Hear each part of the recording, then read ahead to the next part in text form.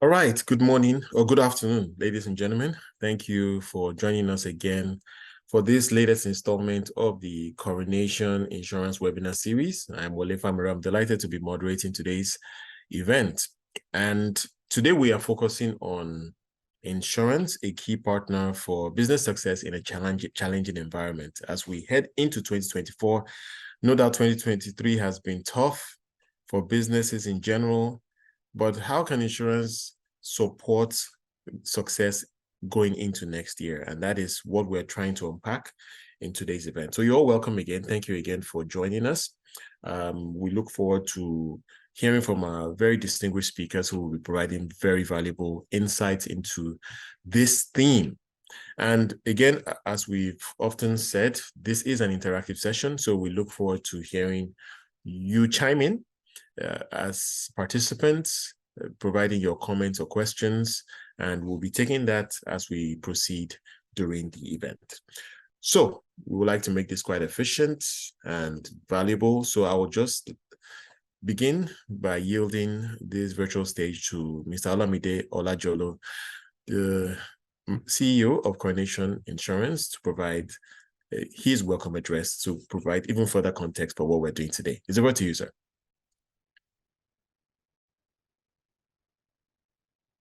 You're still muted. You may need to unmute. Thank you, Wally. Go ahead. Thank you. Good morning, everyone. My name is Olamide Olajolo. I'm the Managing Director CEO of Coronation Insurance PLC. I want to express my gratitude to everyone on this call for accepting our invitation and attending this webinar event. At Coronation Insurance, we have launched Coronation Webinars, a thought leadership program that provides insightful and practical guidance to our customers and stakeholders across various sectors. We are very excited to have organized this significant event, and we hope it provide you with invaluable insights. This edition of the webinar is dedicated to the theme, Insurance, a key partner for business success in a challenging environment. And we all agree that we are currently in a very challenging environment. And then we need a key partner that can keep our business running. So this year, 2023 has proven to be very turbulent for many businesses. You all agree we have high inflation, FS constraints, rising costs, then you have mass migration of talent outside the country. Even in the health sector is a big problem. In professional fields is a problem we're all battling with. So these factors have exposed businesses to critical risk that are detrimental to the well-being of their operations. Some of the risk includes human risk. So when you have key people in organization leaving the run of the organization to less experienced people is a major risk. Sometimes inability to restore businesses after a major fire or theft incident has happened, where there's insufficient fund to put businesses back into the place they were immediately before they lost. Sometimes you have infidelity of employees. Some people are trusted with well-being of their business to take care of their business, and you see the storekeepers, the employees making away with the stock or the money collected from customers. These are issues that all businesses face. Sometimes lots of revenue should come as a result of unfortunate accidents. You know, you have a business and you lose your revenue as a result of fire. It's one thing for businesses to suffer an event. That's the asset side. Sometimes you have loss of revenue resulting from the loss of the asset because you can't keep your business in operation. So it's part of the risk we're talking about, part of business risk. Then you have loss of goods while in transit, is a major loss as well. Insurance generally has served its role as an arbitrator and mitigator of risk in modern society. It's actually a form of social safety net. So this section aims to examine benefits of insurance to businesses and the economy generally. We will also explore the insurance dynamics. I mean, it's going to be a very comprehensive session. That's why we brought our experienced panelists and speakers to do justice to this topic. So we explore the insurance dynamics, relationship with customers, various product offerings, ease of purchasing insurance products, process of making claims. So sometimes we tend to face how to onboard customers. neglecting process of making claims. And that's the essence of insurance. For policyholders that bought policy, they should be able to make claims with ease. And then that's one of the things we're going to discuss today. Then we talk about the regulators and other stakeholders in the ecosystem. So attendees at the end of the day will leave with a better understanding of the role insurance plays in sustaining businesses, the relevant insurance products available and suitable for businesses, and the role of technology in better understanding of customer behavior, ease of purchase of insurance products, onboarding customer digitally, and claim processes, which I believe what is happening in the current insurance industry now is it has come to stay, using technology to drive your business, to onboard customers, to process your claim. So we conduct an interactive section to discuss the significance of insurance for individuals and business owners. The section will cover different types of insurance offerings available to protect the asset of individuals and businesses. So to achieve this, we are delighted to introduce my very good friend, Henry Mascot. He's the co-founder and CEO of Coronation as our keynote speaker for today's event. Henry will discuss the event theme and importance to businesses. Along with Henry, we have three distinguished panel speakers. Tochi Ginikeme, founder of Mesh Ventures. Anthony Olashile is head of corporate team at Coronation Insurance. And then Vincent Eziora, head of sales marketing at Emirates Head Connect 24/7 Limited. They are experienced professionals in their respective fields and subject matter to do justice to this event. I'm very confident that we're going to have a very detailed section and very enlightening section. So thank you once again for joining this afternoon section. And I wish everybody a wonderful deliberation. Thank you. Dalajo, thank you so much for setting the tone, context for us as we proceed in today's event. And I would like to move on very quickly now to invite our keynote speaker to deliver his keynote address. And you've already hinted to his credentials and background, but I'll just do a little more. He's none other than Henry Mascot, as you mentioned. He's the visionary co-founder and CEO of Coronation, a trailblazing company that's revolutionizing insurance infrastructure for emerging markets. It's with a remarkable $3.5 million raised from top-tier venture capital firms, including Y Combinator, Tencent, and Google. Henry leads a robust team towards achieving ambitious sales targets and strategic goals. His extensive background includes pivotal roles at 54 Gene and Amplify Pay, where he spearheaded growth and partnerships, shaping the future of healthcare and banking interfaces in Africa. So on that note, I'd like to yield this stage now to Henry to deliver his keynote address. Henry, it's over to you. Thank you so much. Hello, everyone. Good afternoon, wherever you are. Hope you're having a good week start. My name is Henry Mascot. I'm a co-founder and CEO of Coronation. I'm going to share my screen very briefly. Good. Okay. This will be a very quick one. I have 30 minutes to do this. I suspect I'll do it in less time. Like I was introduced, the co-founder and CEO of Coronation. At Coronation, we're building AI-powered infrastructure for insurance. For a company, we're one of the leading infrastructure companies on the insurance side. We currently operate in 10 countries, obviously starting out of our home Nigeria, but scaled across the rest of Africa. We have different product lines across, healthcare, car insurance, and so on and so forth. We're one of the top impact startups in the world this year by Noskin, and also the top fintech by Vivitech this year as well. For us as a business, this webinar is very something we're very passionate about, because at Coronation, our vision really is to be able to make sure that there is economic opportunity across the world, but obviously emerging markets, which is where we're from.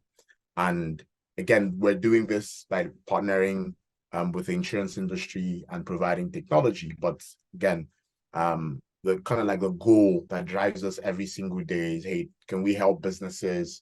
How can we partner with, the insurers who are kind of like the ones doing the work, but make sure that businesses are stable, families are stable, and so on and so forth. So like as the topic says, we're kind of like in this place now where it's very challenging to have that prosperity if, a huge chunk of people are starting to go into poverty. In the last, so it's kind of like what outline I'll be working through. I'll be looking at sort of like the global and the kind of like economic overview. But again, I'm sure we're very everybody on this call is very familiar with where we are locally, probably very familiar with where we are also on the global landscape.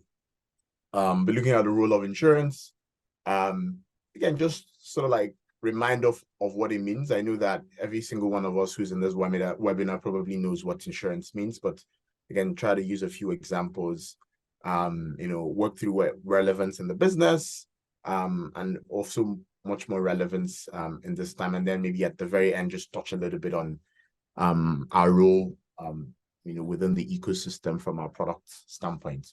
Again, the slides are, my slides don't have anything on them other than beautiful pictures, just to keep you engaged. I put the pictures there so you don't look at my face. I'm not as handsome as Olamide who came in earlier, so I just would distract you with the slides. Huh? Okay. Right. So we're really in challenging times. We're really in challenging times. If we take the backdrop of where we are globally, we're at an all-time, we're really at an all-time sort of like success and prosperity as a species. So as human beings, we are, where we are right now, this is the best time we, have the longest, what would I call it, health. People live longer, 10, 20 years ago, the life expectancy of a typical Nigerian, or the typical, let me use Nigerian since a lot of us on this webinar are probably Nigerian. It used to be around 40 something years. It's gone up to 50. It hasn't gotten up to the 70s in the West, but it's gone up. So we're really at an all-time high. Technology has changed a lot of things. A lot of countries are in economic, there's better growth. So really in history, we're kind of like at all-time high, right? So when we take a sum of where we are generally across, the last 6,000 years that there's been human existence, we're not in a bad place as human beings. So that's the backdrop, right? But unfortunately, in the last couple of years, last 2-3 years, so let's say, since COVID, the world has also been in a very challenging place, starting with COVID. And so if you're also trying to understand as a business why things are very hard in Nigeria, it's not just a Nigerian problem. Of course, we do have our own exacerbated problems, but it's not just a Nigerian problem. So the last 3 years has been really challenging to the world. So again, the backdrop is here. We have human existence, human civilization doing very, very well, and boom, COVID happens. And so that set the world globally back by a lot. So that was sort of like the start of the challenge, right? So with COVID happens, global supply chains were shut down, and it affected a lot of things. It affected a lot of businesses. A lot of businesses, especially in this part of the world, weren't really positioned for that kind of shutdown. And so that's sort of like where it started. And then it spiraled, right? It spiraled into a lot of things as we came out of COVID. Between 2021 and now, there has been 2 global wars, right? Or 2 wars. The last time there was actually any war was, very long time ago, right? I think it probably was beyond the Second World War, but to have wars like Ukraine and Russia, and right now what is happening in between Israel and Palestine. So these things really do affect the global economic landscape, right? Because the world is connected. So yes, we're in Nigeria, we're in Africa, but really the world is connected. A lot of the a lot of some of the goods we're using come from other places in the world, especially from Nigeria, which is a very import heavy economy. So a lot of the things we use within the country comes from elsewhere. So we depend on a lot of partners. They depend on a lot of countries to be able to help us sustain or maintain our lifestyle. And so with this global wars happening, global supply chains are being disrupted. So whatever used to come from Russia, all the oil that they used to supply into Europe, the prices have kind of like gone up. Ukraine as well, being a very, very strong partner from a green perspective, again, supplying flour and greens to the US across the world. And so as those things tighten, it tightens a lot of things. So there's a ripple effect that happens. So in the last year and a half that war has been happening, again, things have sort of like been getting tougher and so on and so forth. And with also the new war again in Israel and so on and so forth. So kind of like the picture I wanted to paint here is that the world really is, albeit that we're in a great place, but it's very challenging. So it's not a Nigerian problem, so as it may. But also in the backdrop of that, we've also had very strong physical changes that has also happened. Physical, I mean financial, with the devaluation of the Naira that Lamide mentioned earlier, that we're all feeling, again, with high inflation, right? So Nigeria has gone from, a growth rate of 3.5% in 2020 now to, averagely this year around 2.4%. So economic growth has also stalled. Again, from a kind of like GDP perspective, that's still like a it's like a high level number. But as a business, you can feel it. So as a business, you can feel it, depending on, again, where everybody in this webinar, you're in a different sort of business, either you work in a business or you run a business, but this business will be affected one way or the other. Okay. And I can see a few scenarios where this can affect the business. Either, okay, cool, your capital comes from offshore, and then maybe you need to report your financials offshore again. And then so with the devaluation of the Naira by almost 100%, that means your revenues have also dropped substantially. Okay. If you're a business in supply chain and a lot of your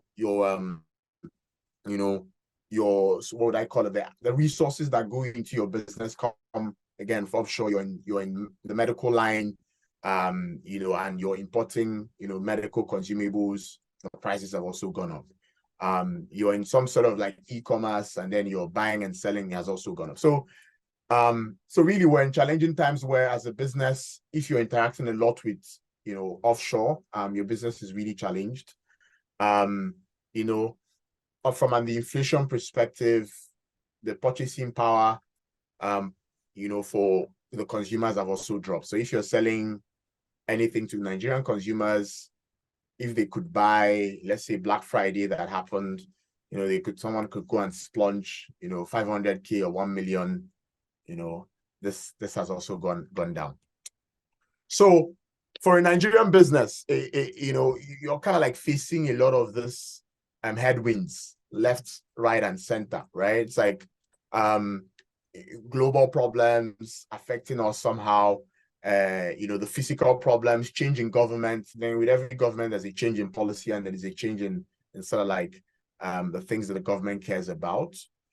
But as a business, as a kind of like as an operator, which is either you're running the business or you working the business, really your job is to maximize, I wouldn't call it profit, but to maximize success, depending on what is happening, right? You can't really say life is really, the world is a series of ups and downs. So right now we're in a bear market, but soon it would also be, it will also go up, right? It's night and day, sun and rain. So it kind of like goes up and down. So, but as an operator in a business, the most important thing you can do right now as a Nigerian business is to sort of like take stock and ask yourself, I know that this is not, it's what is happening is not a Nigerian problem. It is really a global problem. So everybody globally is feeling it. You're right. I was looking at something I was talking about Black Friday, even in the US, people didn't shop, right? So it was a few videos on social media showing Black Friday in 2019 and Black Friday now. So it's, people, so it's a global problem. So as a business looking at that, there's a initial Nigerian problem. So is what can you do? And so when you're in business, there are two things that you do, right? It's either you find ways to grow your revenues, right? Or you find ways to cut your costs, right? And the beautiful thing about insurance that I'm going to talk about next is that insurance allows you to do both, right? So I love this picture of a safety net that Olamide mentioned earlier, which is what insurance is. Is because so obviously a lot of us, you can get this picture. Obviously, this is scaffold.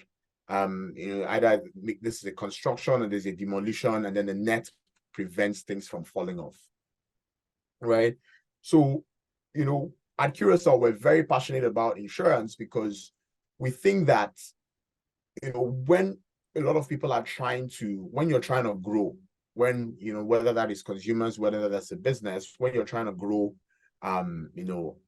Nigeria right now, unfortunately, is, labeled as the poverty capital of the world, right? And so that means there are a lot more people who are trying to come out of poverty than a lot of people who are successful. So when you're trying to climb out of something, you want to make sure you don't fall backwards, right? So we love the concept of insurance because it keeps you from falling backwards. And I use an analogy of a rolling stone. So it's living in emerging markets. And obviously, when we talk about emerging markets in our business, obviously we mean, markets like Nigeria, but also other African countries.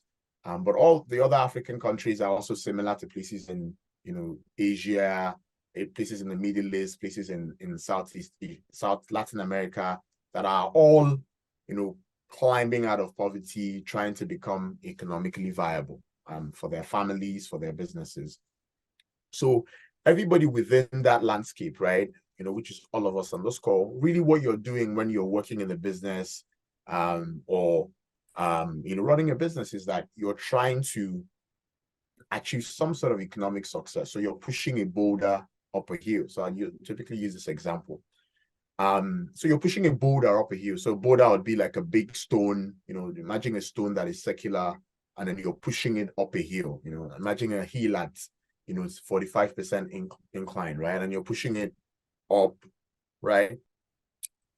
The thing is, when you're working in places like Nigeria, where there can be sudden physical changes, right? So certain policy changes. So like, one day Naira was, 500, the next day it was 700, maybe next day it's 1,000, and so on and so forth, right? So that's akin to you're really in a really dangerous environment. You're in a dangerous macro. So as a business, you're pushing that boulder up a hill. You want to make sure that, if anything happens, the boulder does not roll backwards, right? And because it's dangerous, because when it rolls backwards, imagine pushing a big stone up a hill, and if it rolls backwards, it can kill you, it can kill a lot of other people.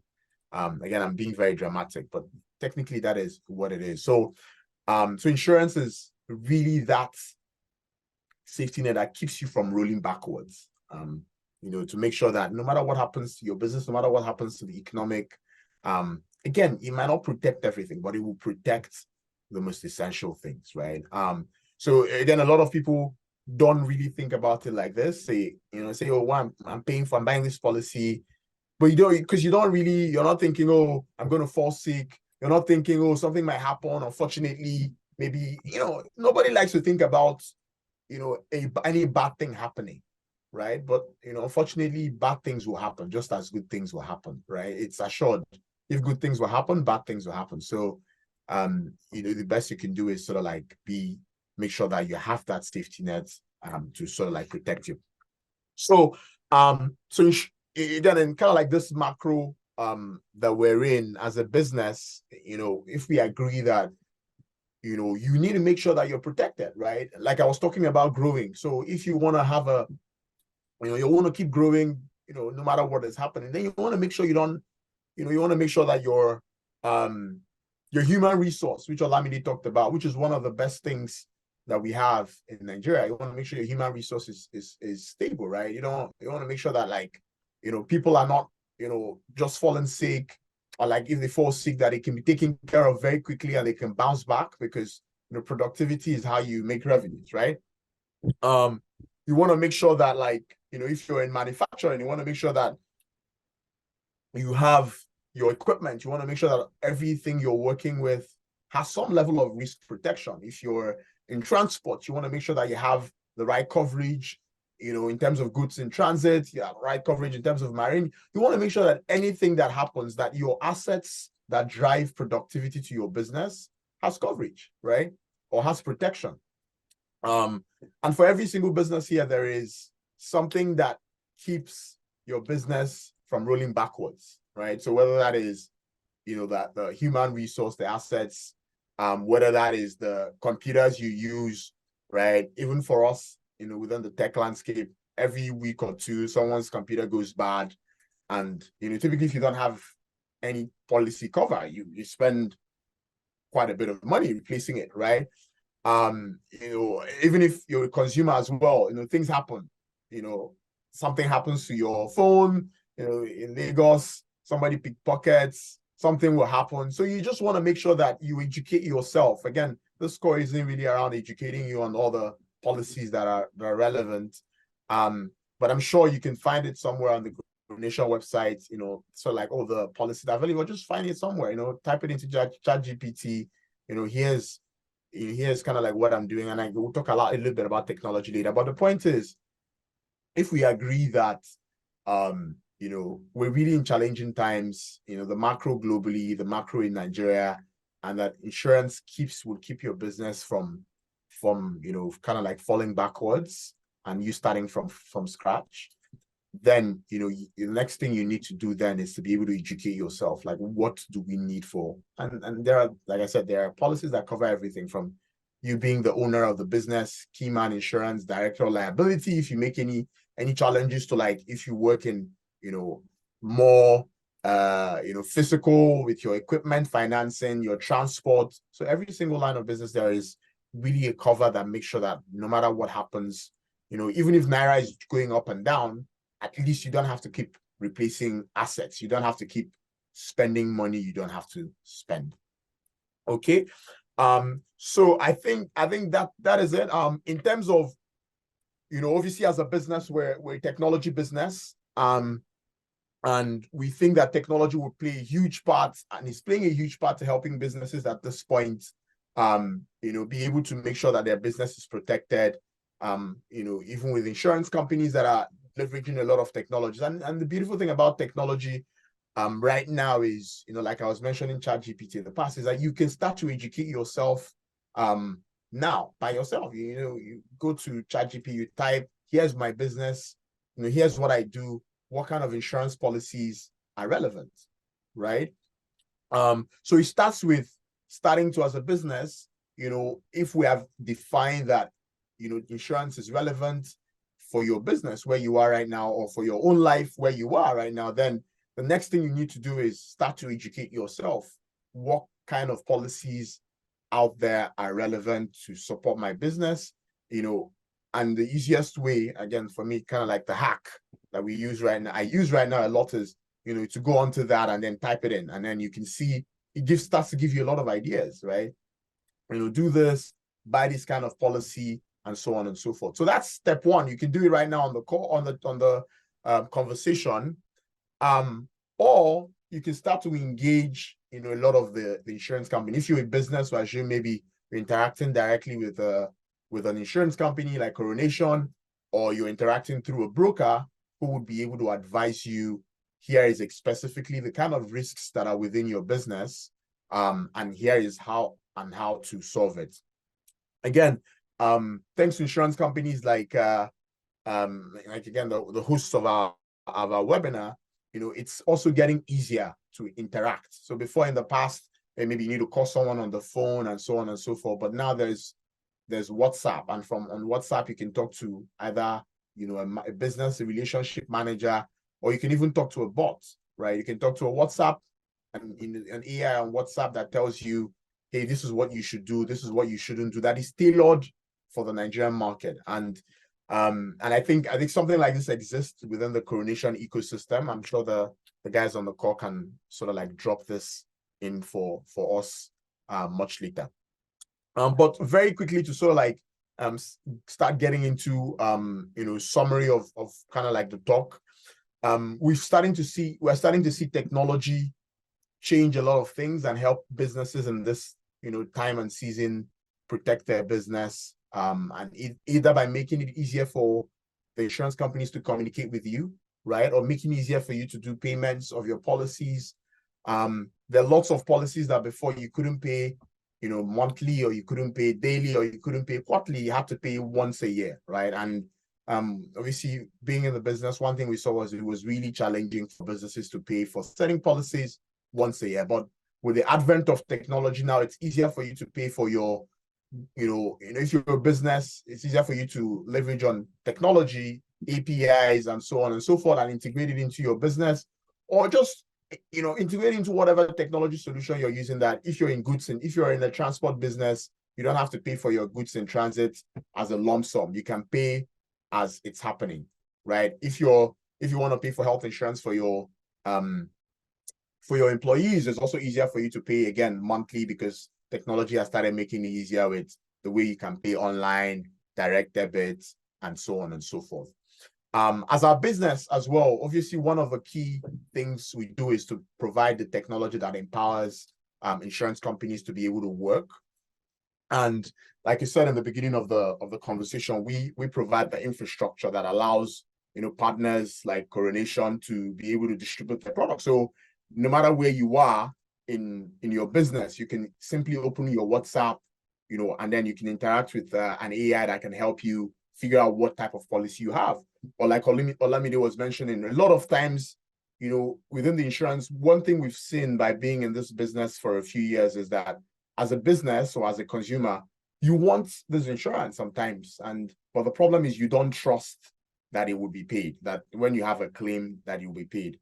But I think that technology has started to make it easier, because again, sometimes it's not really the insurance company's fault. So a lot of the reasons, let me tell you one of the challenges that makes paying claims a little hard, right? One of the challenges is that a lot of people are fraudulent. So you might not be on the call, you're not a fraudulent, you're for your business. When something happens, you file a claim, and then somebody is just questioning you, asking you for police report, treating you like a criminal. It's because a lot of people are really criminals, right? They don't really have a valid claim and they want to get away with it, right? And insurance is not, I've been paying premium, let me just go and get my own cut. That's not what insurance is. Insurance is a risk pool.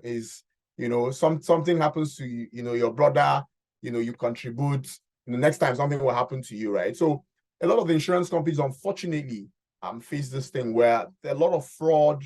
People are just claiming when they don't have any problem. But at the end of the day, an insurance company is a business, right? If you spend more than you make, you will die and you will go out of business. So the reason most claims, a lot of claims are not paid, because they don't want to do all these checks and balances.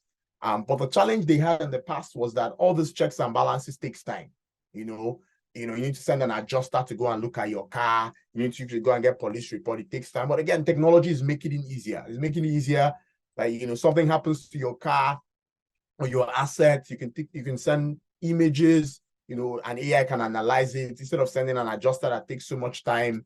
Instead of waiting for, check, go to the office and pick up a check, they can, disburse directly into your bank account.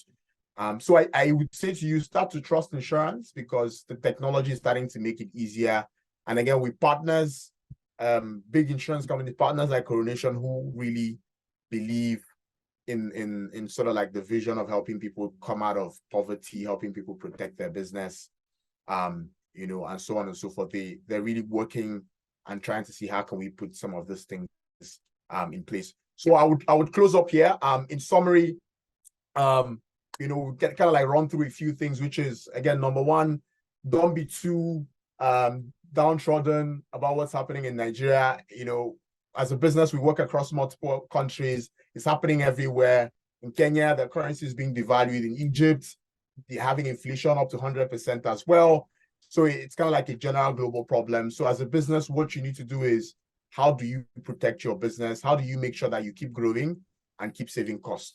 And insurance is not the only partner that can help you get there, but insurance is one of the key partners. So post this call, start to go into the the research of what policies do we need today, and start to reach out. Here's my contact details if you want to reach out, if you have any questions, and if you want to learn more about our products or services. Thank you so much for your time. I'll hand over to you. Olu. Thank you very much, Henry. And also, thank you again for encouraging us that we're not in a bubble here in terms of challenges globally. It's happening everywhere. So hopefully some people can be comforted by those words.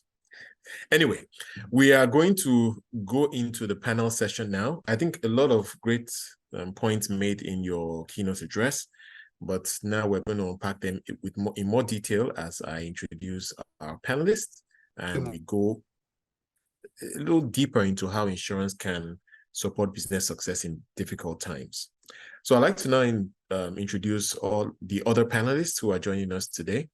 And the first is Tochi Ginegemesh, of course, the CEO of Coronation Insurance. Did mention her earlier. She has a rich background in economics and a track record of success across multiple industries.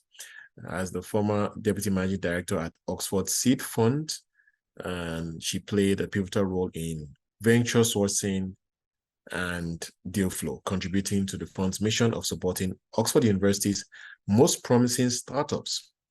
And of course, the Oxford Seed Fund is known for its significant investment in early stage ventures, particularly in fintech, climate tech, and health tech, providing capital and a supportive ecosystem for startups to thrive. It's a pleasure to have you join us, Tochi. Thank you so much, Wale. All right, we also have Anthony Olasele, who brings nearly 2 decades of experience in the insurance industry to his role as the head of corporate sales at Coronation Insurance. His expertise extends to education in the sector, serving on the governing council committee at the Chartered Insurance Institute of Nigeria, and as a faculty member at the College of Insurance and Financial Management, Nigeria. Thank you so much, Anthony, for joining us. Thank you, Wale. And we also have Vincent Ezora, who is our final panelist. He's a seasoned sales professional with over 12 years of experience in the tech sector. As the head of sales and marketing at Emirates Health Connect 24/7 Limited, Vincent has been instrumental in driving growth through strategic partnerships and innovative projects. Health Connect is a wellness center that provides telemedicine, monitoring, and home health services, aiming to deliver integrated mobile applications, wellness programs, and healthcare analytics. It's a pleasure to have you join us, Vincent. Thank you, Wale. All right, so let's get right into it. Panelists are ready. And I want to start with Anthony. So Anthony, help us really appreciate the dynamics at play here in terms of tough business conditions and insurance.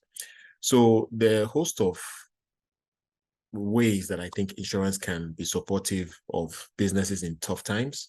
A number of them could be trying to help with risk transfer. For example, property insurance protects against damages from natural disasters and so forth. We have things relating to business continuity as well. And so business interruption insurance is an option there. And there are a plethora of others. So I want you to, if you can, just begin by helping us appreciate the challenges that you're seeing in the marketplace right now and how insurance can support corporates. Thank you, Wale, for being a moderator and bringing me on board to speak on insurance, how it helps business to succeed. I want to first of all take it from the angle of risk management for us to really appreciate what risk is. Risk is anything that would want to kind of make us not to realize our objective. And there are different methods by which you can manage risk. We have risk avoidance, we have loss reduction, we have loss prevention, and risk transfer. Insurance sits in that risk transfer because insurance is risk transfer, where a party called the insured decides to transfer its risk, maybe property, maybe vehicle, to another party called the insurer, that anything happens to his risk, the insurance company will indemnify, which is to compensate. That is insurance. Also, insurance is a pool of funds.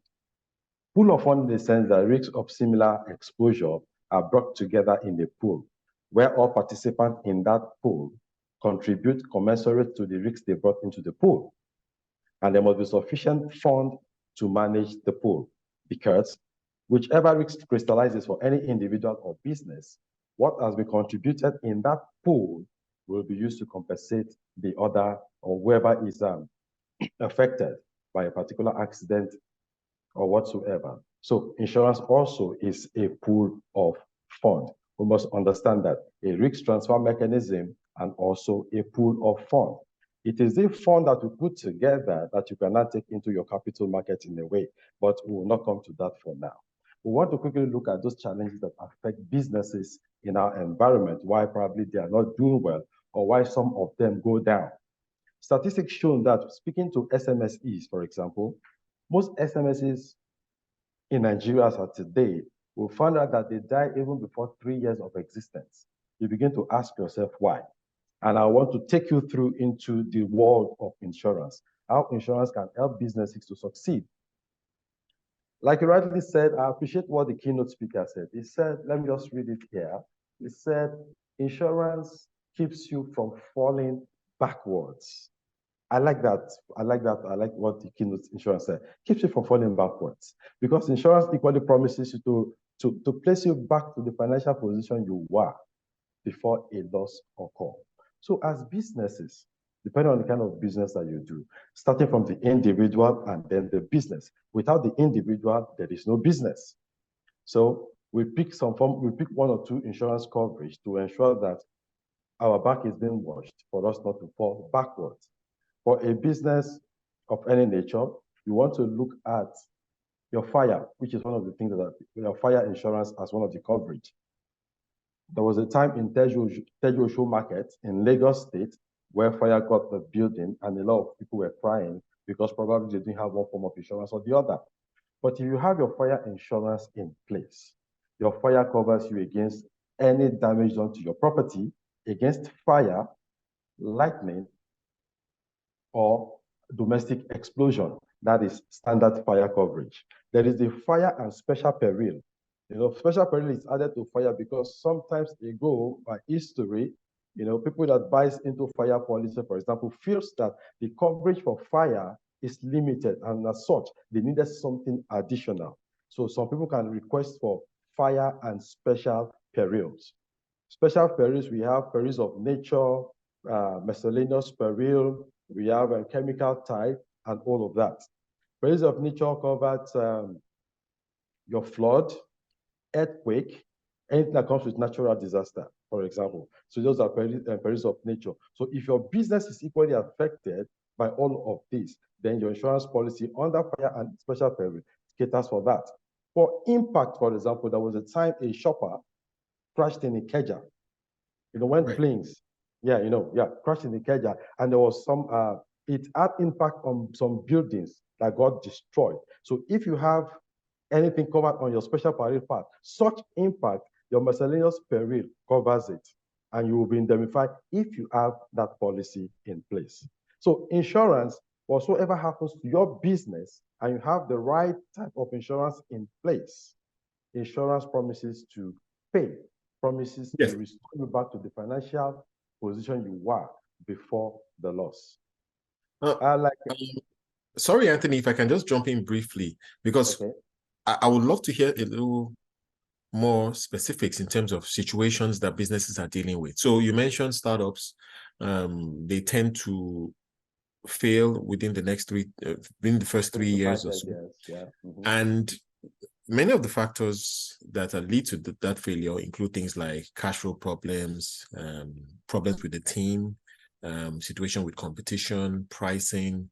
And I wanted to hear more about, practically how insurance can support businesses. So, for example, I mentioned business continuity. Perhaps you can speak to how insurance can support businesses there. All right. Things relating to cybersecurity, which I'm sure we're going to get into in more detail, given the changing dynamics of the business environment, how insurance can be supportive. So can you just speak to some of these issues very briefly? All right, thank you so very much, Wale. I want to speak to a policy we call business interruption. Another name for business interruption is loss of profit, time loss, or consequential loss. These are names that we refer to business interruption. What does business interruption actually cover for SMEs or any business at all? It doesn't really cover your asset, because before we insert a business interruption policy, there must be material damage policy in place, which is the asset is being covered by a policy. But business interruption covers you on the period where the business is not working owing to an impact or an accident. The profit that you must have probably have made for that period when the business bounces back, that profit is covered. You will agree with me that most SMEs today, when probably they're able to source loan from either friends, from government or wherever, and they start business, and the business is got up in fire or political disaster, anything like that, most businesses find it difficult to bounce back, because that period they are not making profit, no money is coming in. But if they have this policy in place, that period, the profit they should have made for the period where the business is not working, is not performing, that policy steps in to indemnify. At the back end, that I think they will be requested from the insured to provide, where we'll be able to calculate the premium payable and be able to cover you adequately. Those ones are for the underwriters, the back end staff. But what I just want to say is, for business interruption policy, for example, covers your profit, loss of profits. So once your assets have insurance in place, for example, what about the profit? Some people forget about that. But we are saying in Coronation that if you have this policy in place, your profit that should have been made, maybe for 3 months, that the business is not in operation, what you should have made for that 3 months, we are saying we'll pay it back to you. That is what business interruption actually covers. And it's a very wonderful and a fantastic product to sell, or to save back us, for us to be able to continue in whatever business that we are in. So okay. There are other, okay. Go ahead, please. Sorry? No, go ahead. You wanted to speak to another area. If you can make it brief, yeah, so I can go to the other panelists. Please go ahead. Okay. Okay, awesome. You also talk about cyber risk. Cyber risk in today's world, we know what the tech people are doing all over, and they can infiltrate anything. So cyber risk is about any attack done to your business as a result of cyber attacks. Your data are something that is very, very key to you. Your data can be attacked, and anything that you are keeping either in the cloud or wherever that will help your business to grow. You need data to continue your business. And if these are attacked, for example, the insurance company is saying to the magnitude with which it is being attacked, they will pay you back whatever damage that is done as a result of that. Because when your system, your internet or whatever is hijacked, they can get in. It could be money. They will actually they might part away with your money. They might part away with anything as a result. So that which is being parted away as a result of cyber attack, insurance is saying, depending on the coverage you have on it could be by limit. They're saying we would come in and will compensate. That is just what insurance is telling us there. And that's why I appreciate what the keynote speaker said. He said insurance keeps you from falling backward. So with insurance, they will refund you back to the position you were before the loss. I don't know if you want me to speak on another point, or do I still have time? Well, we'll certainly bring you back in, but let me, if I can, just go to Tochi now to give some perspective, especially from your perspective working with the Oxford Seed Fund. How do you see insurance impacting various sectors of the economy moving into 2024? How can, in your view, insurance be more supportive of business successes? Absolutely. Thank you so much, Wale, for having me. And good afternoon. Is it afternoon already? Good Yes, it is. afternoon. Good afternoon to our amazing viewers and to the panelists. In terms of how businesses, so just to give a brief background about the Oxford Seed Fund, what we did at the Oxford Seed Fund was it's basically a venture capital fund, which is responsible for investing in early stage Oxford affiliated startups, tech startups most of the time. And the interesting thing about venture, so venture capital was probably coined from the word adventure, which means that it invests in super early stage businesses.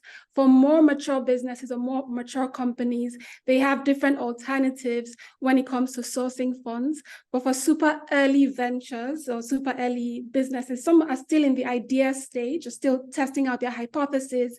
They have to rely on venture capital. So thinking back to the question now and just thinking in terms of how insurance or what role insurance would play in advocating for or strengthening, young startups, I think it's a number of things. The truth of the matter is that the insurance company as a whole is a key driver for economic growth. Right. So in Nigeria, for example, it contributes at least 3% to the country's GDP.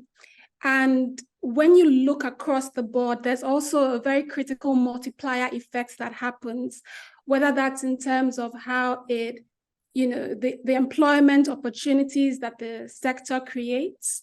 But aside from that, the strength and the level of development of a country's insurance sector is indicative of the level of development of the economy. So the US, for example, has one of the most developed and sophisticated insurance industries. And it's no surprise that the US is also a really strong economy when it comes to, the business environment. Taiwan is also a great example. So making sure that the insurance sector is strong enough to support businesses is key, and it is critical. Something we don't speak enough of is insurance penetration. And what do I mean by that? When you speak about insurance penetration, you're trying to understand what percentage or what population of the industry, of the economy, what percentage of the economy is aware of insurance products? How do they engage with the main players in the insurance sector? And most importantly, how does insurance help drive financial inclusion? So now we're talking about the social economic benefits of insurance. And these are some of the areas that venture capital backed firms like Curacell, for example, try to innovate around. So you have a lot of young firms that are trying to come up with different solutions using technology as a lever to see how you can accelerate the development process. So it's in some ways, it's two sides of the same coins. Insurance in Nigeria is definitely more advanced than some other countries like India, which is great. When we look at the FDI inflows into the insurance sector in Nigeria, it's also super encouraging because, for example, there's no FDI cap, which again is great. But then the real question is, how can insurance partner with, or how can they accelerate the efforts of, tech founders or young startups in the country? One way would be to invest directly. Right. So Coronation Group, for example, and I should use this opportunity to congratulate the entire group on their amazing results that were published a couple of months ago. The Coronation Insurance results that were released and published. But one way to do that would be for the insurance companies to invest directly in tech startups. And why not, right? Since insurance companies are really instrumental when it comes to funding and financing capital markets, investments, and government activities, just like the pension funds do. So that would be one way to do it. Another way to do it would be to find strategic partnership opportunities. Now, what do I mean by that? There's been some conversation around generative AI using large language models to optimize investment processes, to optimize the claims processes, to optimize the onboarding processes. So forming those types of strategic partnerships and strategic, or I don't want to say acquisitions, but acquisitions is also a way to do it, is a great way for the insurance sector to stay close to best-in-class practices, to understand the direction of technology, and most importantly, to ride off the back of it. The last thing we want, and something we cannot afford right now, is to have an insurance industry that's obsolete in terms of the workflows, how we communicate to its users, especially in a country like Nigeria, which has such a young demographic. Right. Just one of the ways that insurance companies can benefit or partner with startups. Yes, thank you for that. And no doubt you are more or less advocating for how insurance companies can directly support the economy. But let's look at it from the lens of the entrepreneur, the lens of the business manager, the CEO, and so forth. I want to hear your perspective about the risks that are out there. I mean, over the last 4 years, clearly we've seen with the pandemic what can happen. Something that perhaps doesn't happen in decades happen, and the implications of it for business continuity. So I want to hear your perspective on the type of risks that you think people should be mindful of and potentially looking to insurance for some kind of protection from the implications of those risks. Can you just speak briefly to that? Absolutely. And I know Anthony touched a little on the types of risks, the types of insurable risks that business owners can take advantage of.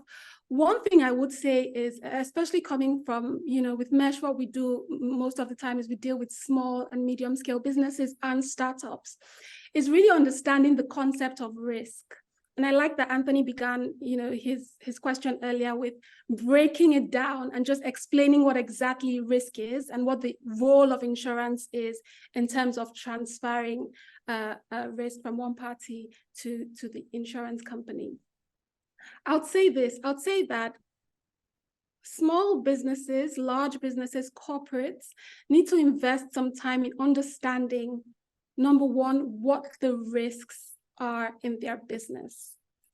So, some risks tend to be more obvious, some tend to be more sedate or more latent. And mapping out the risks that are possible in your business is the first step to understanding or what insurance products you should get. One of the opportunities that we've seen come up fairly recently is around climate risks.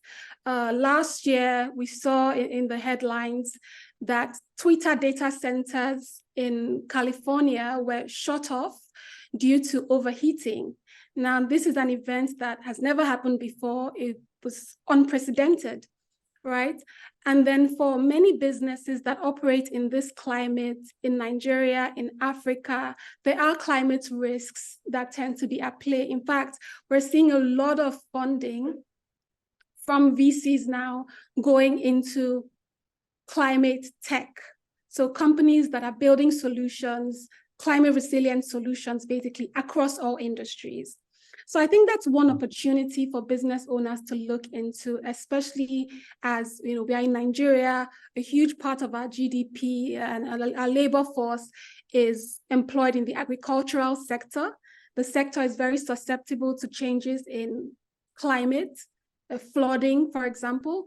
In East Africa, I know Henry's company has some operations in East Africa as well. We saw what happened with the droughts last year. So I would say, aside from the more obvious risks that tend to be present in businesses, business owners and corporates need to take a step back to identify what are the emerging risks. So around cyber risks, around climate risks, and then finding or speaking to an insurance provider to see what products would apply. Thank you very much, Tochi. I want to go to Vincent now. And Vincent, still staying on the same theme. There are a couple of points that I think that potentially I would love to hear your perspective on. The various types of risks that businesses can be exposed to, especially in a difficult environment, and which is why I'm hoping that we can make this very practical, because as we know, things have been challenging this year, and we've seen what's happened with the Forex issue and so forth. So credit risks. So businesses that are structured in such a way that they have to advance credit to their customers. She mentioned climate risk, which I think will be very, very important and relevant to any business that is agri-centric. Cyber risk is one that I think that pretty much every business can be potentially exposed to. And then there's also things like liability protection in general, given, any missteps that maybe one employee may make that could throw up a huge liability to businesses. And then, of course, the whole issue around the Forex situation. So I've highlighted quite a few. Maybe you can pick and choose what you would like to speak to here. But these are some of the things that I think potentially are really staring many in the face. And in some cases, I think some people have not really even considered the potential of these risks. So maybe you can speak to how they should and what protection they can get from insurance. All right, thank you so much, Wale, for having me. Good afternoon, everyone. I'll say one thing. We live in a market where people are very reactive rather than being proactive. If we're being proactive, the issue about insurance will be a norm. But when people are very reactive, you have a situation where, okay, people are reacting after a cyber attack. People are reacting after they've gone to the hospital and they told them that you have to pay 4 million for a certain surgery. People are reacting after they had an accident on Third Mainland and they realized that they didn't have any valid insurance, right? We're very reactive in this market, and that's the problem. Now, when you're looking at startups, from where I am, in the healthcare, you can't afford to be reactive because you're playing in a very sensitive platform. So when you're talking about professional indemnity for the doctors, for the health practitioners that we have, it's non-negotiable.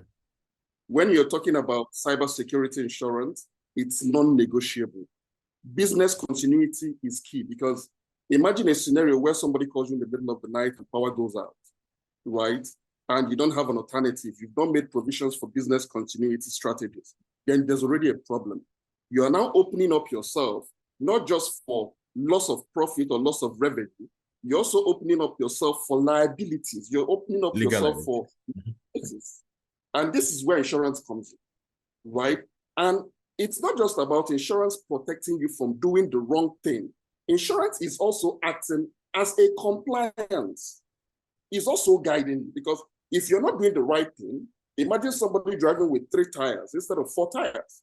And then you're thinking that insurance will then give you a cover, right, for doing the wrong thing. It's not right. So from where we are, insurance plays a very key role. We see insurance as our daily manual, right? From the way we operate, from the way we give out services to customers, from the way we even acquire customers, because data is very critical. If somebody is buying up maybe bread somewhere in a supermarket and they wrap up the bread with a newspaper that bears or a piece of paper that bears the person's credentials or stuff like that, there's already trouble, right? That's already data leak. How do you protect all those? So if you're looking at building a beautiful SOP that protects, standard operational manual that protects your processes. And if you're building up this, and then you're talking to the insurance companies to help you, get this done, the likes of Coronation can quickly come in and tell you, okay, with AI, you can do this. Insurance has moved on from the old days in the 90s and the 80s where they have to pull off a product from the shelf and give it to you. Insurance is getting more personalized with the help of AI. It's no longer a thing of, okay, just come and buy this suit. It will fit A. Because it fitted A, it can fit B. Insurance has to get more personalized.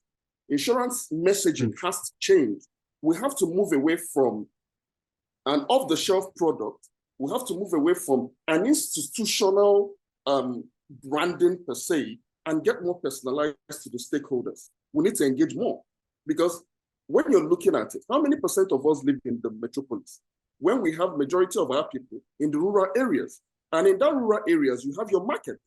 You have people that are still trading, people involved in commerce. You have people involved in transport. But they don't hear about insurance because the channels of distribution and communication hasn't gotten to these people, right? And the same way we're talking about leveraging technology to scale this, you also have to bring into the conversation the fact that once a gadget is connected to the internet, is already prone to cyber attack, right? So if you're putting up your phone to the internet, you're prone to cyber attack. I can phish you right now and I can get your data, right? The same thing applies to the CEO emails, to the cyber attack, the breaches. And just this year alone, in Nigeria alone, I'm not talking about globally. We know about a very big startup that is practically struggling right now with recovery, dealing with police cases and all because of a data breach. And a lot of their finances were taken. I don't want to mention names, right? But you're not just looking at the financial losses. You're looking at the brand reputation. You've lost trust. Customers will not come back. It's very easy to acquire, but it's very hard to retain these customers. And if you have the right insurance policies along the line and guiding you, not just you having them, but guiding you as a partner, you start making the right decisions. You start being very proactive and not reactive, right? In that sense, you have the right cybersecurity measures and insurance guiding you. And what that means is that your channels of engagement are protected. You're also looking at indemnity, professional indemnity for the people working, because right now in the health tech, we're facing a very big crisis. Doctors leaving us every day. But at the same time, you also have doctors that are not qualified.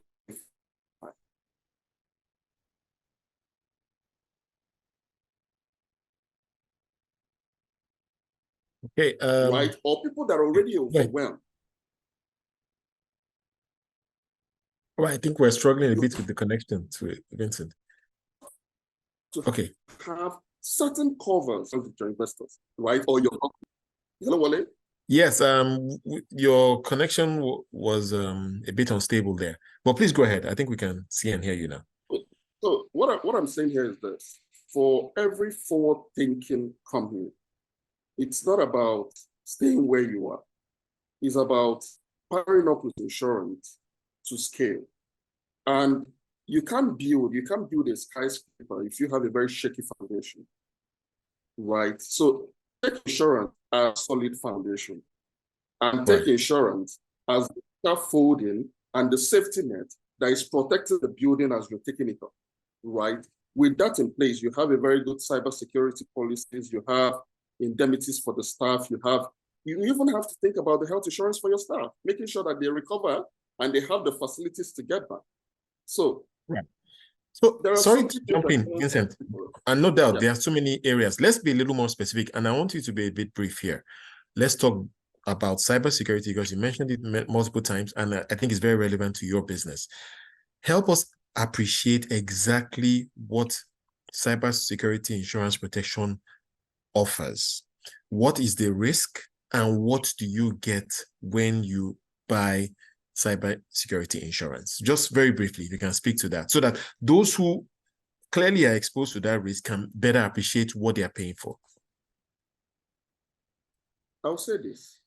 If you value the investment, right, and the efforts that has brought you to business, then you know that cybersecurity is the pillar of the conversation. Now, what does that mean? If you have cybersecurity,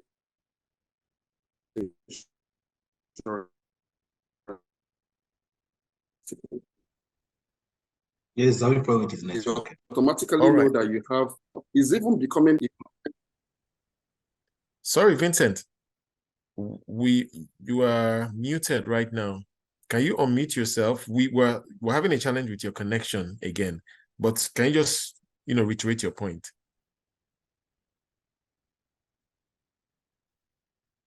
Okay, I think we're struggling with the connection to Vincent, but maybe I can throw that to Henry right now, as hopefully we can get Vincent back to join us. Henry, your perspective on cybersecurity insurance and the kind of protection people get. Help us appreciate the risks. Help us appreciate the return, in quotes, of purchasing cybersecurity insurance. Yeah. So thanks. Again, he would really be the best person to answer this question because they're very specific. There are different types of policies, and it depends on what it covers. Because that's a sort of like Sure. a cybersecurity. We'll come to Anthony like later. Maybe he can give us more details. But just yeah. as a practitioner in the tech space, what kind of risks are there? Yeah. So again, like I said, it's kind of like an umbrella cover, and there are lots of things. There's lots of risks right now because so gone are the days, maybe 20 years ago, when technology was just an industry that some people were in technology. Now everybody uses the internet. Everybody is cyber, right? So it kind of has moved out to the place where there are, a bunch of young people like Russell and Henry that were in the cyber business. Now everybody is in the cyber business because insurance companies and everybody, you're acquiring businesses online, whether you're in, whether you're e-commerce, Instagram, or you have a website where people are filling in something, or you have some channel, right? So every business, and you have an email, right? People have email, people have different, you're using Teams, people have WhatsApp. So right now, technology and cyber and the internet is no longer this thing that is industry is doing, but it's an enabler that enables every single type of business, right? And so if you're in business and most of your interactions with your colleagues or whatever, then you have that risk attached to your business. And so there are different types of covers which Vincent will be able to tell us later, but it covers things like, if they hack your email, right? And then, somebody sends an email and, impersonates Henry and steals someone's money, and so on. So there are different types. Like we also talked about the technology company, that is struggling with that, lost a lot of user funds, a huge chunk of user funds, like online. So there are lots of, different types of risks you start to get exposed to when you start to use technology to enable your business, right? So whether that is user breach, which again happens a lot, I worked at 54 Gene, which was a DNA sequencing company a few years ago. The equivalent of 54 Gene in America is a big company called 23andMe that has millions and millions of genetic data of people. And last week or earlier this week, they were breached, and like millions of that genetic data was. And it's dangerous in the world of AI because if people has access to your genetic data, they can do a lot of things with it. But anyways, more specifically to the business, I think Vincent is back now. He can maybe talk to the specific wordings and the benefits of the policies they have. Yes, Victor. Hopefully we can hear you clearly now. Go ahead, please. Yeah, this wasn't a security breach, everyone. Nice one. Well, it's good to know. So, yeah. So this is more of infrastructure challenges. Infrastructure, yeah. And insurance also covers that. It does. Yeah. So for us, we're looking at several, right? And these several touch points were actually highlighted by the insurance partner, in this case, Coronation, right? And advising us, instead of doing, okay, this type of breach cover, which I highlighted earlier, AI, right? Today, technology being powered, leveraging AIs and all that is helping us to remotely underwrite, right? Insurance company can now remotely underwrite and at the same time remotely assess, rather than the olden days when they actually had to send somebody, and this could, take a lot of man hours and all that. That's been taken away. Not to talk of what blockchain is also bringing to the table in terms of smart contracts. But then when you come back to the cybersecurity angle of things, you now start looking at how can you offer me some sort of personalized, bespoke cover, right? Because everybody is not the same. Everybody is not playing on the same server capabilities or the same data breach capabilities and all that. Some of us don't even touch data because data is just encrypted end to end, right? We're just tunnels. The data just pass through. But you also need to be kind of covered because you are the tunnel, right? And then you're also looking at what happens in any situation of interruption, right? You're dealing with a skilled market, but at the same time, interviews are not 100% human proof. Okay, the wrong acts can just scale through, and do some damage to your system. You also need to be aware of that. You need to be very proactively informed of what to do. So this covers from infrastructure, you're looking at business continuity, which to a lot of businesses, they just go to, I just want business continuity. If this happens, give me the profit I was supposed to make. But at the same time, it's not just about business continuity. It's about the entire business as a whole, from the man and the material. You have to look at both things, because if you end up recovering the material from your business cover, what about the materials? What about the people? What about every other dependencies that you need to run that business? So we're looking at a very comprehensive situation here, which for me, I wouldn't want Coronation to just tell us, okay, I'm giving you an off-the-shelf product. It has to be distinct to every customer, which is where AI by Curacell is coming in to kind of put a face to what insurance can actually do for enterprises going forward. Thank you very much. Thank you very much. Okay, let's go back to Anthony. Anthony, if you can draw from your experience at Coronation, what strategies would you say have been effective in corporate sales, especially in times of economic uncertainty? Thank you so very much. Before I will dive into that question, let me just quickly add this on how. Risk as it affects individuals or businesses could be internal or external. You made mention of some liability policies, basically for mistakes that we can do while performing our task. Either the directors that represent the organization at some level, and we have to enter into certain contracts. And when the decision at that level goes south, you can drag the company or the organization to any court of competent jurisdiction. And if found guilty, damages can be awarded and compensation will be paid. So when there is director liability in place, that takes care of that. There is product liability also. If anybody makes use of a product and you suffer loss as a result, then the product liability takes care of that. He mentioned professional indemnity, which are basically for professionals. A doctor performs a surgery and mistakenly forgot his instrument in someone's tummy or something, and the person drags the doctor to a court. Professional indemnity actually is there. We have employers liability, we have occupiers liability. Risk as it might affect individuals and businesses, you have different, which could be internal. So all of these liability policies cater for that. Always at the back of. I was going to say, and what would you say to someone if you're trying to convince them the value of this? Because, at the end of the day, very often, I think the reason why most people do not purchase insurance is because of the cost. And they're of the view that, you're just adding an extra layer to my business expense and for a risk that potentially will never crystallize.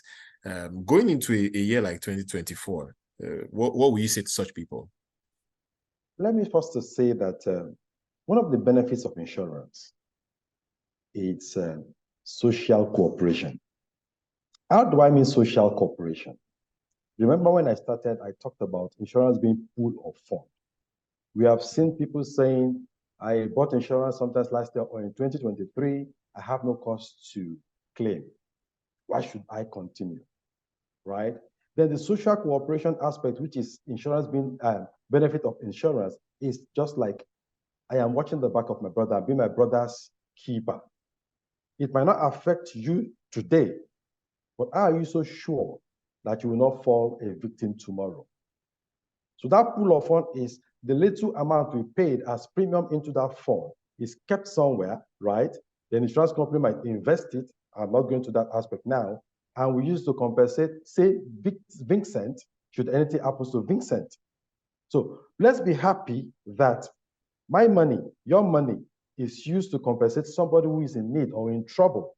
That is the social cooperation aspect that insurance has come to bridge. We should also see it from that angle. More importantly, to delve deeper to what you have just said. Unfortunately, in this climate, a lot of people do not appreciate the value of insurance. And it's simply because they see it from the angle of the product somebody trying to sell and not from a social angle. That is things that affects communities, things that affects our lives. Remember there was NSAS. Nobody planned for NSAS. a lot of businesses were affected. I am proud to tell you today, those who are affected individually or business-wise, the insurance industry as of today has paid running to 14 billion. And the projected amount that will be paid so far, we are projecting up to 20 billion. So somebody who feels that you call a bluff of insurance, and now you are being compensated as a result of the loss or damage or destruction of NSAS, you can see the beauty. So a lot of people also do not appreciate insurance because of belief system or value system. Let me explain. You see a teenager who has not bought a car, neither has he built a house or owned any form of property, telling you that insurance don't pay claims. The question you ask in a very lighter mood is this: have you bought a car and you have insurance on it, and there is a claim and insurance does not pay you? So a lot of people that actually castigate or tag insurance with a bad name have not even don't even have vehicles to insure. But somehow people keep transferring this sentiment about insurance. So our belief system, our value system, the way we see insurance is not because we have experienced it. It's just hearsay. So people like that, we need to constantly educate them. Like one of the strategies I feel that will work so far is increased communication in a volatile period like this. Things are changing. So for we as insurers, we need to always keep in touch with the insured. Let's continue to feel his pulse, his pain. Let's appreciate what he is going through. Then we'll be able to recommend or advise appropriately. Like Vincent was trying to say, that is where we now begin to think of specialized insurance products or tailor-made, which is the second strategy I have. I call it co-create or co-creation. How do I mean co-creation? While I increase my communication with you, which is the first strategy I will put in place, getting to understand what you're going through. You know, we have climate change. Every loss as a result of anything, any risk we are mentioning is what insurance tends to cover. So as I begin to communicate, as I need to relate with you as partners in progress to my business, I see those things I feel I will advise appropriately. Some of it might not fall in the space of our generic insurance product that we have. Everybody buying comprehensive motor insurance, everybody buying third party or one of those things. So I begin to say, okay, do you know that we can do it this way, we can do it that way, to now have a tailored program that will address specific needs. So increased communication, co-creation, which helps you to now have tailored programs to address certain things. And we have that these days. We have products where we look about school and welfareism, specialized products for students going to school. You know, students, for example, your teenagers could be restless. They can jump, injure themselves. Then you begin to look at a form of group life or group personal accident for them. Unfortunately enough, personal accident is a 24-hour cover. They can break their hands, they can fall, anything can happen, injure themselves. Then this policy comes into care. You can tailor something like that as it relates or speaks to, you know, a school setting. The same thing for any organization. So when you increase communication, you get to understand what the clients are going through, then you can co-create by designing specialized products, tailor-made products to address specific needs. It is sure it's achievable. Thank you. Thank you very much, Anthony. Let me go to Tochi now. And again, I want to just note to our participants that if you do have any particular questions or comments relating to what has been discussed, please type them into the Q&A field and we'll be happy to pose them to our panelists. But Tochi, I want to hear your perspective on this. So quite often there are economic considerations in buying insurance. And in tough times, perhaps people feel like you're adding another layer of expenditure to this business. And so maybe in that respect, perhaps we now need to begin to prioritize. Maybe you can speak to the thinking that should go behind businesses in trying to see how they better protect their businesses from insurance.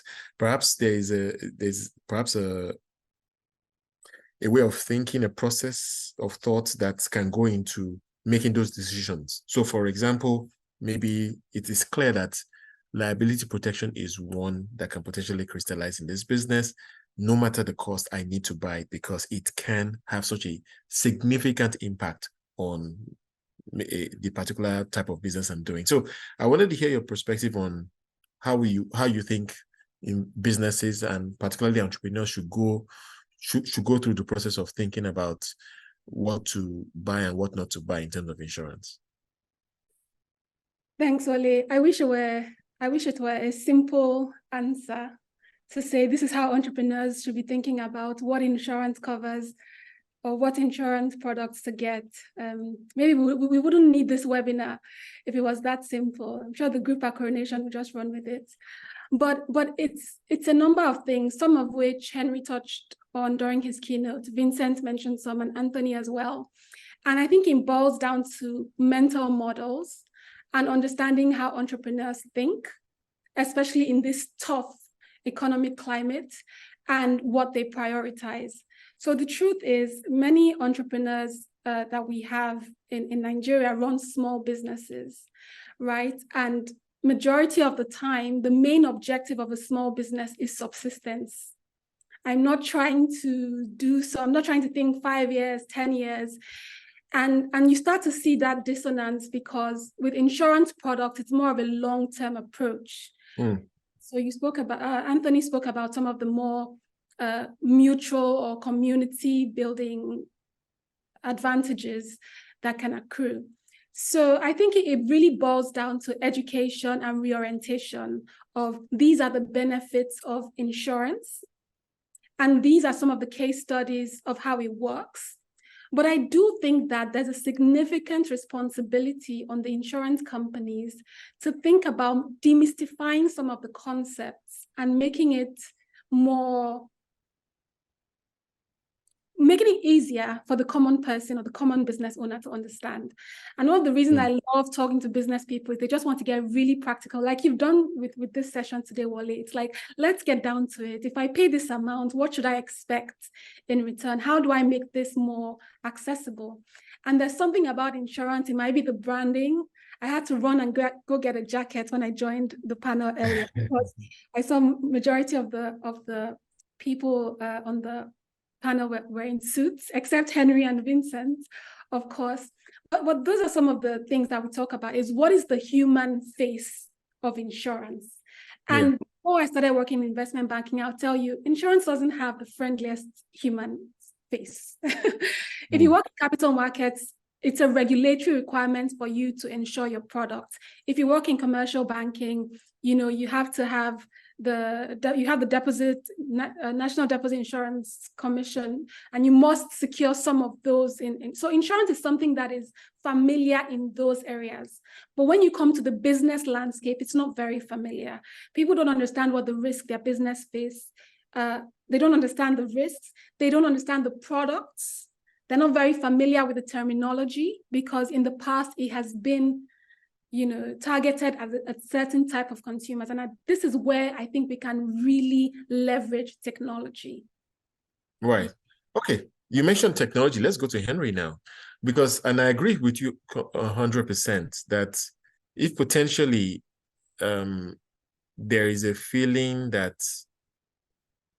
it's easier for me to process the whole point of buying insurance. And I think one of the ways that can happen is how you pay the premiums. So perhaps with AI now, maybe we can be layering these premiums in a more affordable, or should I say acceptable way for most businesses. And so Henry, maybe you want to speak to what is possible now. Yeah.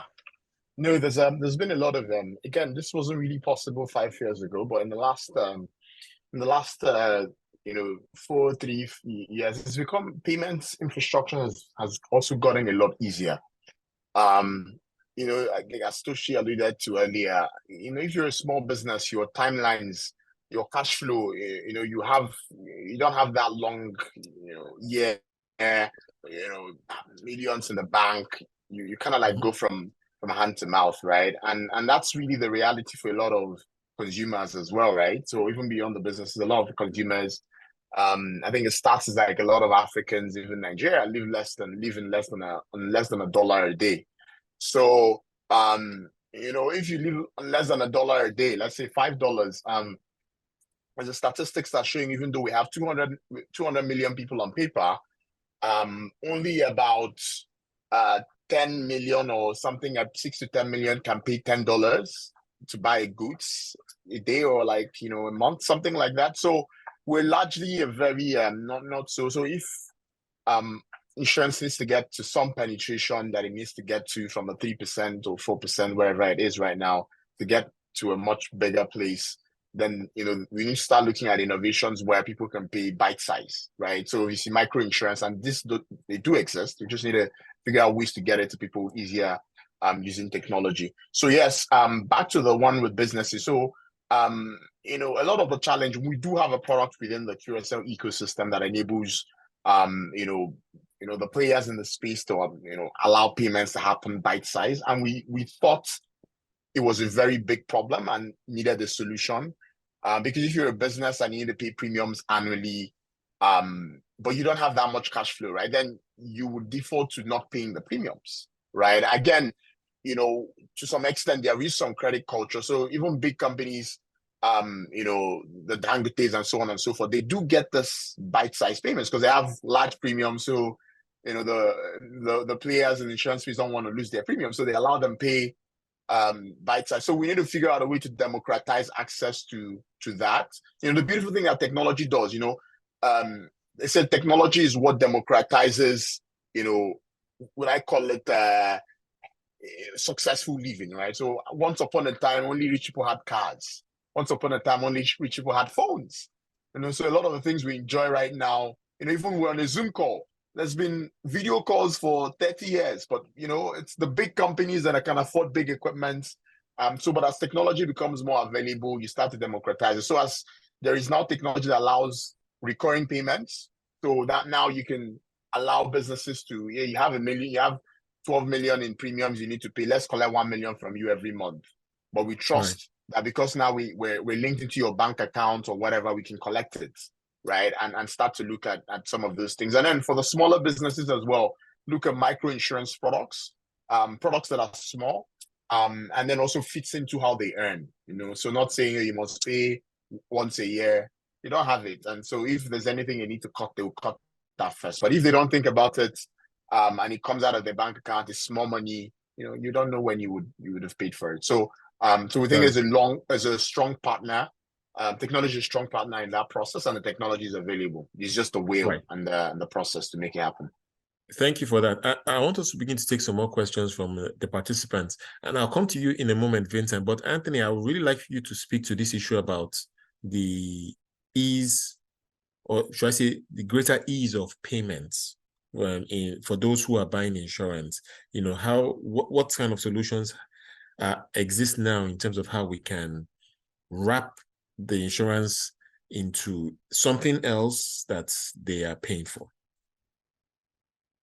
Thank you so very much, Wale. Mascot has actually spoken very well in terms of technology.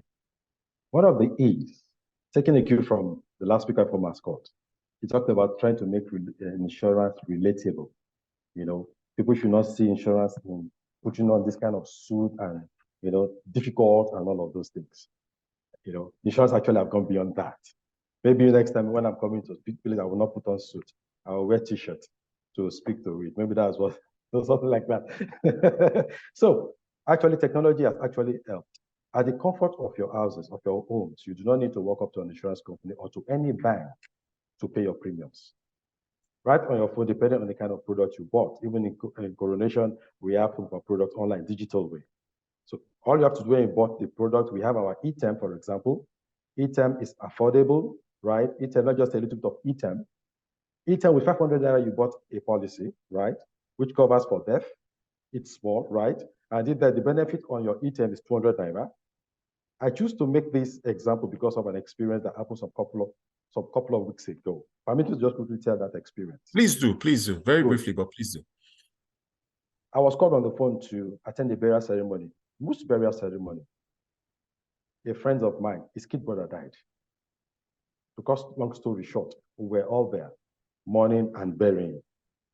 And the question is, this guy was a banker who lost his job. The wife also was working in one of the multi-choice or something, and she equally lost her job. As small as item assurance policy is, you buying item from Coronation, 500 naira. Do you know that immediately, once you bought that policy, maybe on the third month, the person died. The death benefit on that policy is 200,000 naira. And you know what 200,000 will mean to a family that lost someone who lost his job even before the death? The wife is equally not working. 200,000 will go a very long way. And aside that, the item policy also, there's this self-medication thing we discourage. Give you access to speaking to medical doctors, professionals. You talk to them about your health status and they advise you appropriately before you go buy your drugs. So what am I trying to say? Ease of paying for insurances with your phone. When you bought your e-time policy, which I've just mentioned, for example, you can just transfer your premium.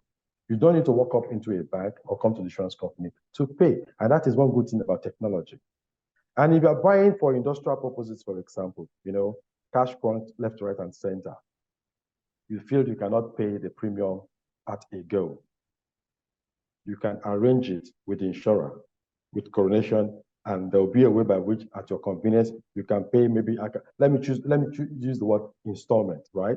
And you pay for ease to make the business, to make your going on with your business to be very easy for you.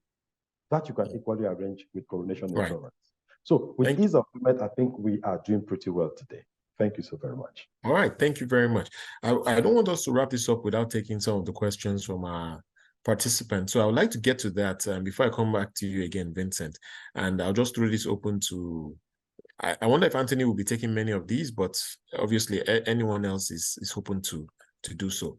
There was a question about insuring, can I insure my farm? And I thought that was a very, very useful one to take, even though I think somebody has typed in a response. But I like the thinking around that question, because the person is in perhaps a business that is not mainstream in urban areas, but that is his business, and that business can be exposed to risks. So I wonder if somebody would like to speak to that very briefly, the type of solutions that are available to someone who owns a farm. Maybe Anthony, you want to a farm? What kind of farm? Yes. Fish Let's imagine farming, some kind of crop that he's farming. Yes. Okay, thank you so very much. There is agricultural insurance in place that covers different types of agricultural agri products or farming businesses. What I would just say to the person is, yes, you can insure your farm. And always know one thing. Risks that crystallizes will always result to loss, one type of loss or the other, right? So what insurance pays for is the eventuality, which is that loss, destruction, or whatsoever. So whatever your farm is, when you insure it, it will be covered against certain things. So if the loss or the destruction is as a result of what is being covered, then you will be indemnified. Maybe for intrusion or something, because I don't know the kind of farm you have actually. Sometimes it could be even climate change. It could be a climate inclined, right? Yes. But that thing must result to loss or destruction. Yes. Or destruction. Or destruction. So absolutely. Yes, absolutely.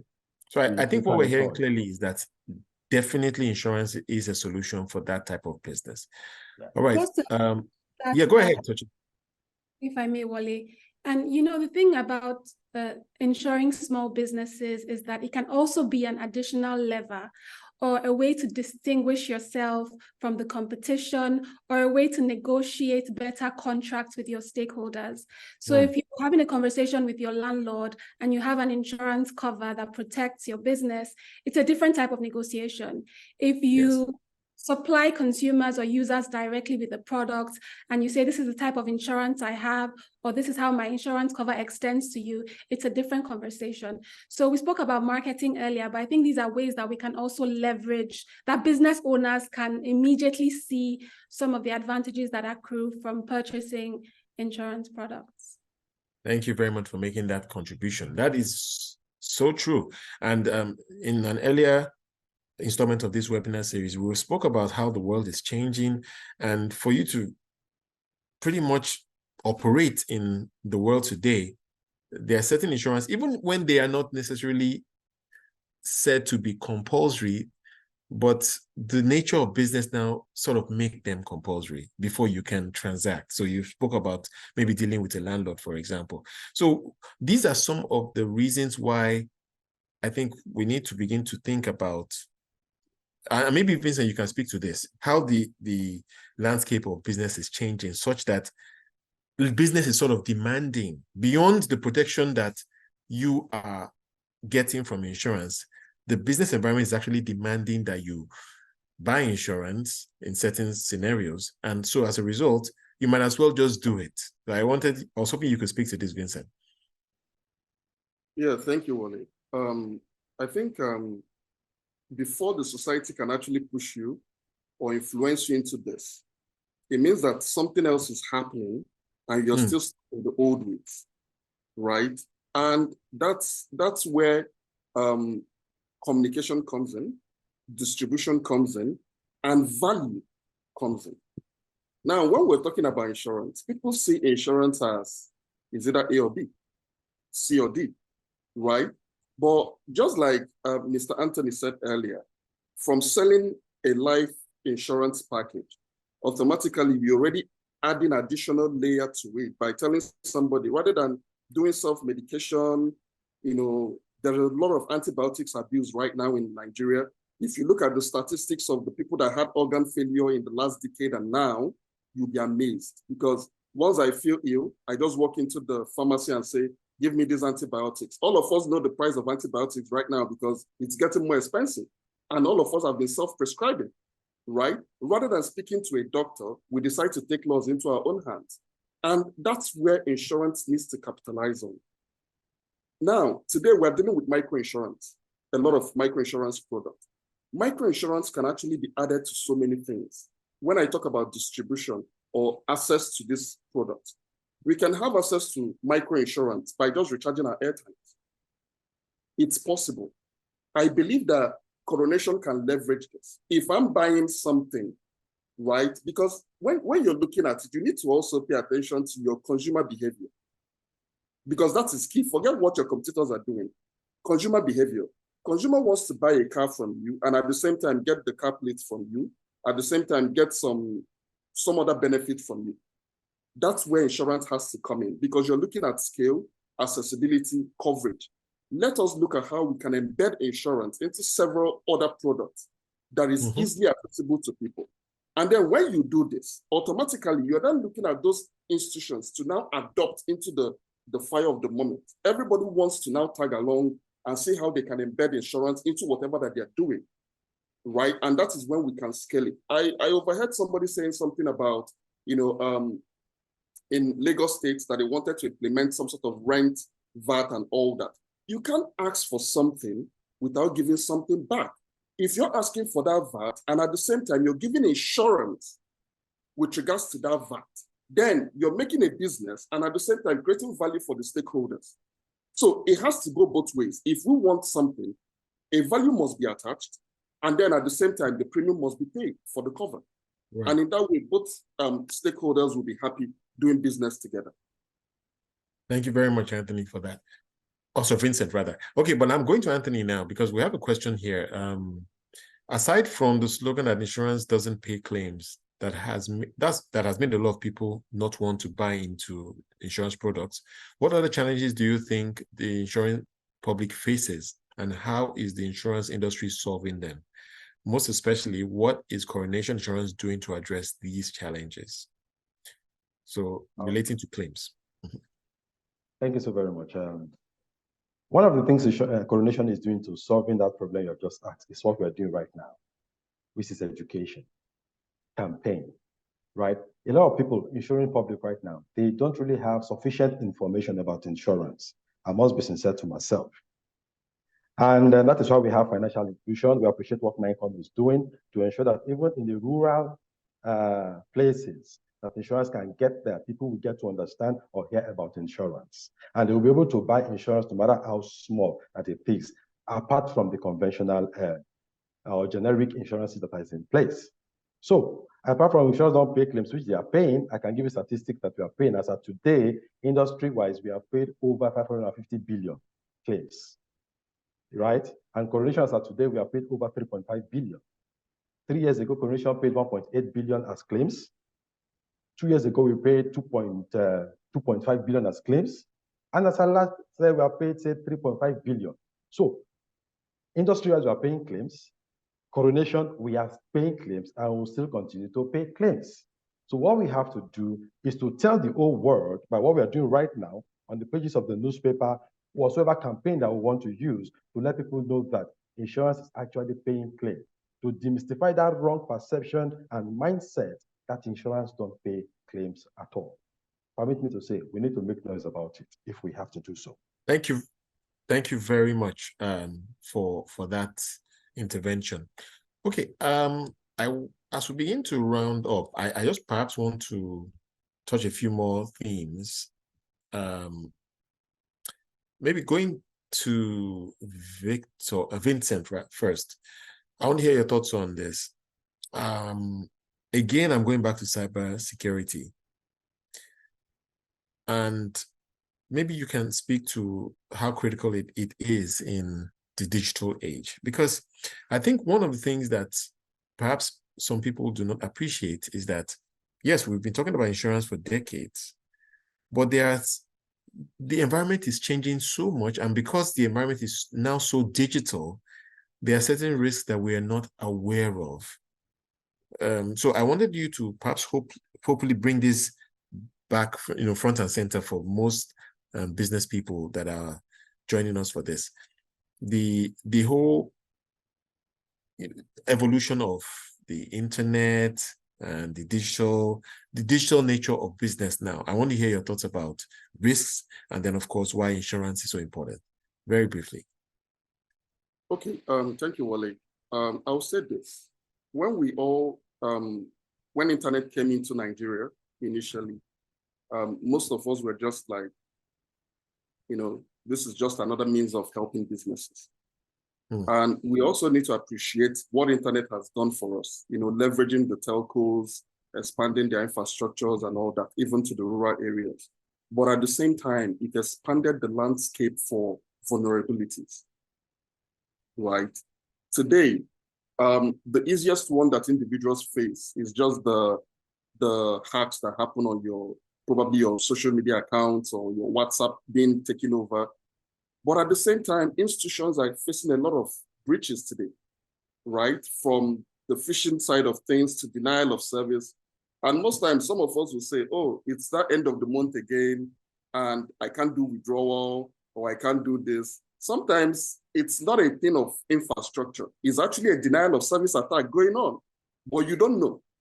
And that particular institution is actually dealing with it. And when a denial of service is going on, one, your stakeholders cannot engage with you, right? So they can't withdraw.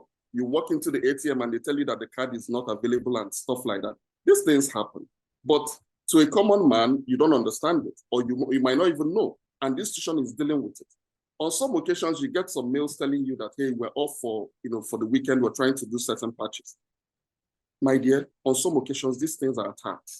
So with the advent of internet and with the advent of technology trying to bring more enablement into the business environment, it brings with it, right, the risk attached to cybersecurity. If you did not lay the right foundations with insurance, which is where I mentioned, insurance doesn't work in isolation, and it shouldn't act in isolation. It should actually act in line with compliance. So what are you putting in place?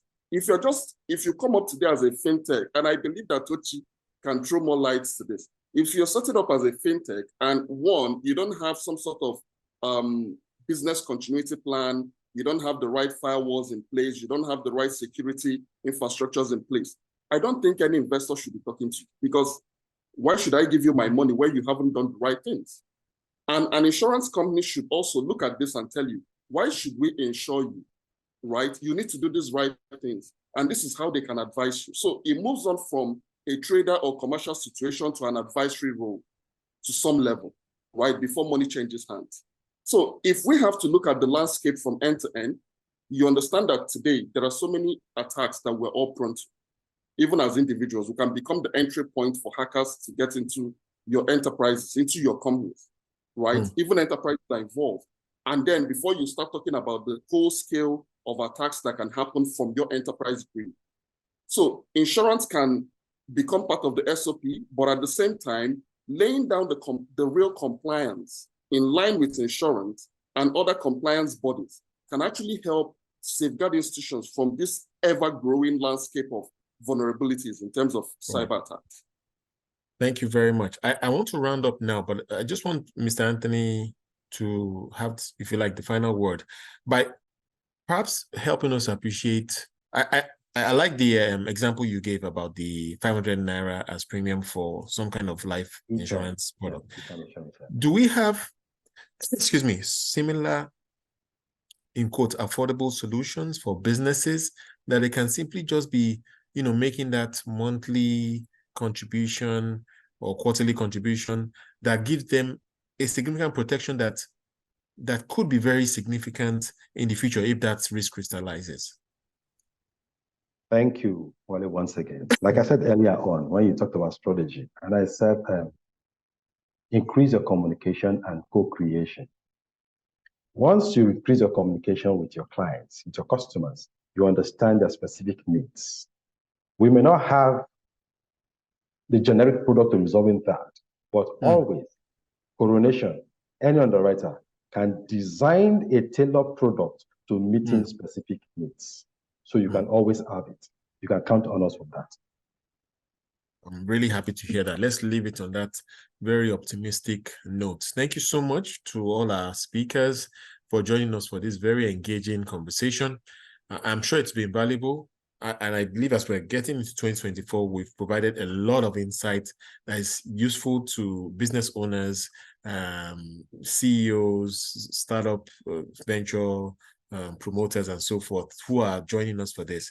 I hope that you've heard what's possible, and I encourage you to do your best to engage Coronation Insurance after this call to see what's possible. Just as Anthony has just mentioned, that potentially it starts with a conversation about what is of concern to you, what's the risk they're exposed to, and what solution is possible. Many thanks again. I'd like to now invite Mr. Adewale Adineye from Coronation Insurance to deliver some closing remarks as we begin to wrap. Thanks so much, Mr. Wali. Good afternoon, everyone, and I really appreciate everybody for being on this call. So far, it's been a very engaging discussion, and I can listen very well. We've discussed a whole lot of products. We've discussed a whole lot of insight, and I really want to thank every panelist on this call. I'm Adewale Adineye. I'm the Executive Director at Coronation Insurance PLC. And I would thank all attendees on this call. I will equally thank all the participants for joining us today, and also the panelists for the insights that we've shared. I'm sure that we all have learned so much from the discussion we've had so far. We understand that the current business landscape is full of uncertainties, but we trust that the knowledge gathered from this session will help you, all of us, navigate these uncertainties as we face our businesses, and not only our businesses, of course, our personal life as well.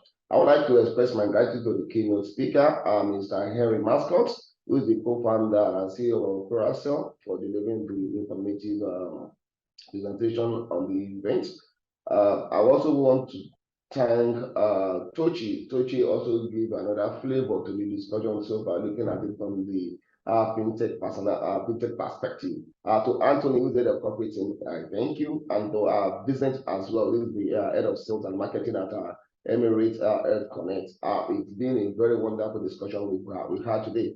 I also want to thank the moderator, Mr. Wale Pamorewa, who has done a very good job so far in moderating the webinar with so much eloquence and personality. I love the way Mr. Pamorewa has handled moderated the whole issue today. Lastly, also, of course, I want to give a gratitude to Olamide Olajola, who is the MD of Coronation Insurance PLC, for his welcome address. Actually set the tone for this discussion. Once again, I thank everyone for joining this webinar. But nevertheless, I just want to share this one because I listened to the discussion very well, and we have so many products here, both for individual customers. We also have for business enterprises as well, as we have e-term, as we have home insurance to cover your home, as we have motor insurance, we have business protection bundle, fire, and a whole lot of products that are very affordable to all clients, irrespective of who you are, either you are a student or either you are a private individual or whether you're a private, you're a business enterprises. We have products that cut across all spectrum. They are affordable, they are accessible, and they are very cheap. And again, at Coronation Insurance PLC, we put our customer at the height of our mind. Certainly, our customers claim it's a priority to us, and there is no hassle for you, no stress for you, for us to settle all your claims. Thanks, everyone, for joining this webinar, and I really appreciate every one of you. Thank you. Thank you very much, Mr. Adene, for those closing remarks. And as you can see on the screen, those are the contact details of Anthony. Please get in touch. There are several solutions that you can take advantage of as we go into 2024. It's a year with a lot of uncertainty, but that is what insurance is all about, managing uncertainty, and these solutions are available to you. Thank you again to everyone for joining us, and we look forward to having you at the next event hosted by Coronation Insurance. Thanks, and bye. Thank you.